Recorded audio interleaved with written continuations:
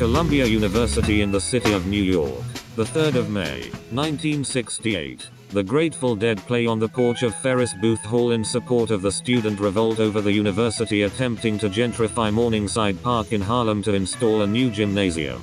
At a cursory glance, this seems like a common scenario for the turmoil of late 1960s America, but in reality this intervention is a historical document, which allude to Ulmer's concept of mystory, as it embodies the 4 discourses of career, family, entertainment, and community, as well as Holmovic's concept of the importance of play within a technological framework.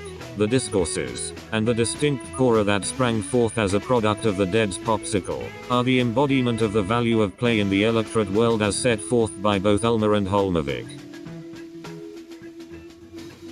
In 1968, the Grateful Dead had situated themselves at the heart of the West Coast countercultural movement, or community, and had built a career as a full-time working band. In a nod to William Gibson's concept of the topical city, or the sprawl, spreading was necessary for the Dead's career to keep living.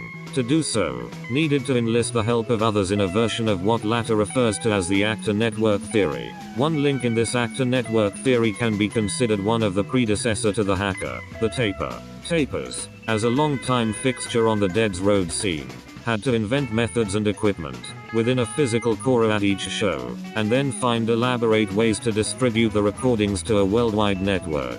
As this was a sanctioned activity, these bootleg audio engineers became a rhizome within the Dead community that enabled the band to more easily spread the product of their own cora. This form of rhizomatic experience generation enabled those not able to attend the concert to be entertained.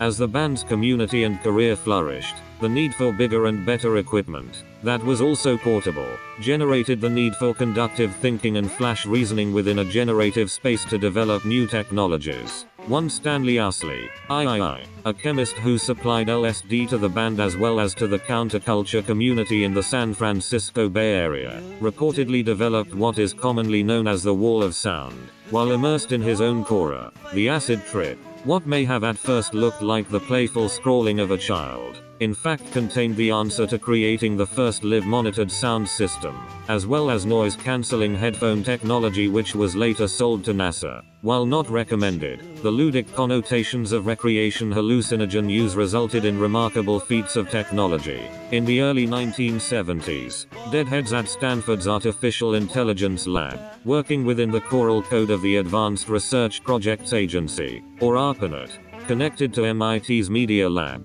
thus allowing for the spread of tapes, set lists, and the sale of the countercultural staple, cannabis. This link bears a distant resemblance to Gibson's Neuromancer, only this time Wintermute and Neuromancer were able to join into one network.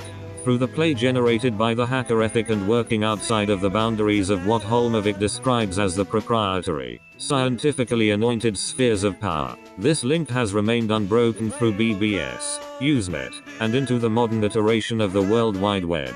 The generative spaces created by the linking of these two labs, within the cora created by the timeshare, allowed for early computer pioneers to utilize the cora of code to engage in several forms of play.